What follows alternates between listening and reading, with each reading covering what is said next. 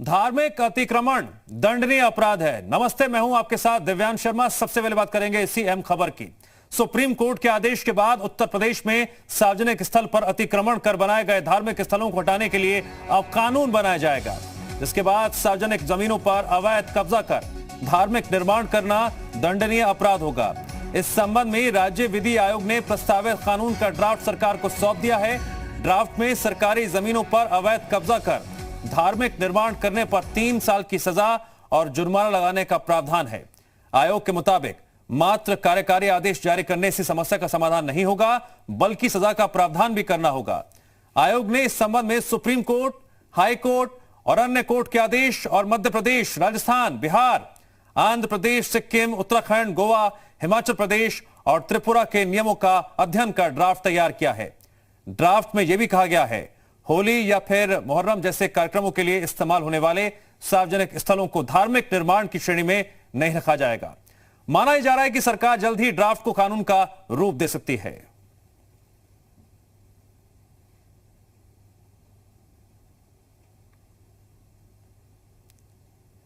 धार्मिक अतिक्रमण दंडनीय अपराध है। इससे जुड़ी जो अहम जानकारियां हैं ग्राफिक्स के जरिए भी हम आपको दिखा रहे हैं। जगहों पर अतिक्रमण कर बनाए गए धार्मिक स्थलों को हटाने के लिए यूपी में अब कानून बनाने की तैयारी है, जिसमें सजा के साथ जुर्माना भी हो सकता है। इस पूरे मामले पर राज्य विधि आयोग के अध्यक्ष जस्टिस ए.के. मित्तल से जी मीडिया ने खास बातचीत की। प्रदेश में सार्वजनिक संपत्ति को धार्मिक ढांचे बनाकर अतिक्रमण करने वालों की मुसीबतें अब बढ़ सकती हैं। दरअसल राज्य विधि आयोग ने एक प्रस्ताव मुख्यमंत्री को भेजा है, जिसमें कानून का ड्राफ्ट बनाकर तैयार करके भेजा गया। इस पर बातचीत करने के लिए हमारे साथ खुद आयोग के अध्यक्ष मौजूद हैं। सर, किस तरीके के प्रस्ताव में बिंदु हैं, किस चीज़ों को लेकर के इसमें ड्राफ्ट किया गया? देखिए, माननीय सर्वोच्च न्यायालय ने 27 सितंबर 2009 को सभी राज्य सरकारों को निर्देशित किया था कि सार्वजनिक स्थानों पर, सड़क के किनारे, सड़क के बीचों बीच में, सार्वजनिक पार्कों में या अन्य ऐसे सार्वजनिक स्थानों पर जो भी धार्मिक ढांचे बनाए गए हैं उनको हटाने के संबंध में एक स्पष्ट कानून बनाया जाए या एक स्पष्ट नीति बनाई जाए। उसके बाद माननीय सर्वोच्च न्यायालय ने 2016 में ये मामला संबंधित उच्च न्यायालयों को संदर्भित कर दिया कि वे अब इस मामले में खुद देखरेख करें, और अगर सर्वोच्च न्यायालय के निर्णय की कोई अवहेलना होती है तो उसके बारे में कंटेम्प्ट की कार्रवाई भी शुरू करें। तो इस बारे में मध्य प्रदेश, राजस्थान के राज्य कानून बना चुके हैं। इसके अलावा बिहार, त्रिपुरा, आंध्र प्रदेश, हिमाचल प्रदेश, उत्तराखंड वगैरह कुछ राज्यों ने इस बारे में अपनी नीतियां बनाई हैं।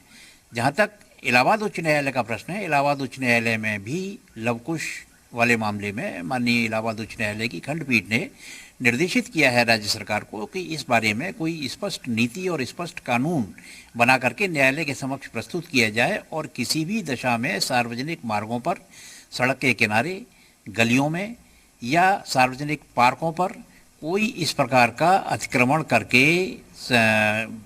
ये धार्मिक स्थल ना बनाया जाए। जिस तरीके की अगर कार्रवाई का जो प्रावधान रहेगा, वो क्या कार्रवाई रहेगी, किस तरीके का जुर्माना इन पर लगाया जाएगा? देखिए, इसमें व्यवस्था ये की गई है कि अगर कोई व्यक्ति इस कानून का उल्लंघन करता है तो जिला मजिस्ट्रेट या उसके द्वारा अधिकृत किसी भी सब डिविजनल मजिस्ट्रेट द्वारा कंप्लेंट दायर करने पर उस व्यक्ति को 3 साल की सज़ा और जुर्माने की व्यवस्था की गई है। और ये भी व्यवस्था की गई है कि ऐसे सार्वजनिक स्थान पर बनाए गए अतिक्रमण को तुरंत हटा दिया जाए। सर, हालांकि आदेश दिए जा रहे हैं लगातार सरकार की तरफ से भी चिन्हित किए जाए स्थान, लेकिन कानून की ज़रूरत क्यों आई, क्या आपको क्या लगता है? मान्यवर तुलसीदास जी भी कह गए हैं कि भय बिन प्रीत न होए गुसाई। मात्र आदेश जारी करने से जनता नहीं मानती। सार्वजनिक स्थल पर अतिक्रमण कर धार्मिक स्थल बनाने के खिलाफ कानून के ड्राफ्ट का अयोध्या के संतों और बाबरी मस्जिद के पूर्व पक्षकार रहे इकबाल अंसारी ने स्वागत किया है। इकबाल अंसारी ने कहा, ऐसे मामलों पर रोक लगाने के लिए सरकार सजा का प्रावधान कर रही है तो यह बेहतर है, क्योंकि इससे सार्वजनिक स्थलों पर कब्जा कर धार्मिक स्थल बनाने के मामलों पर रोक लगेगी। वहीं रामलला के मुख्य पुजारी आचार्य सत्येंद्र दास ने कहा, सार्वजनिक स्थल पर कब्जा कर धार्मिक स्थल बनाना गलत है। ऐसे में मामलों में ठोस कार्रवाई के लिए कानून बनना ही चाहिए। आजकल तो लोगों को एक मौका मिल जाता है कि सार्वजनिक जमीन पर कब्जा करने का, तो सरकार ने जो भी कानून बनाए हैं बिल्कुल बेहतर है। हम तो यही मानते हैं कि मंदिर, मस्जिद, गुरुद्वारा, मजार जो भी इसके लिए जगह बनाई गई है उसी पे होना चाहिए, और नई जगह किसी की ज़मीन जो है या सरकारी ज़मीन हो या किसी की ज़मीन हो जबरिया कब्जा का जो है करके उस पर बनाना जो है ये कानूनन जुर्म है, पहले भी था। आज सरकार का जो ये विचार आया है वह बहुत अच्छा है, क्योंकि बिना भय के ये रुकता नहीं। जब उनको भय लगेगा कि सज़ा भी हो जाएगी, तो सज़ा को भय से सार्वजनिक स्थान पर कोई भी मंदिर, मस्जिद और गुरुद्वारा कुछ नहीं बनेगा। तो सरकार का यह जो पहल है, यह जो विचार आया है, वह तत्काल कर। सार्वजनिक स्थलों पर अतिक्रमण कर धार्मिक स्थल बनाने के खिलाफ कानून के ड्राफ्ट पर नेता प्रतिपक्ष राम गोविंद चौधरी ने कहा, सरकार सिर्फ कानून बना रही है, कुछ कर नहीं रही। राज्य विधि आयोग ने ड्राफ्ट भेजा, उसमें कहा कि अब सरकारी जमीन पर अगर कोई मंदिर, मस्जिद या मजार बनाता है तो उसको 3 साल की सजा होगी। अरे भाई विषय दूसरा है, आप दूसरा विषय फंसा रहे हैं। बनाएगा तब ना, अरे वो तो कानून बना रही है सरकार और कुछ कर नहीं रही है।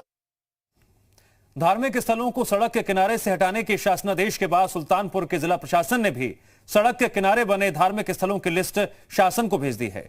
जिले के डीएम रवीश गुप्ता ने बताया, 2016 में ही न्यायालय के आदेश आने के बाद धार्मिक स्थलों की लिस्ट बना ली गई थी और कार्रवाई भी हुई थी।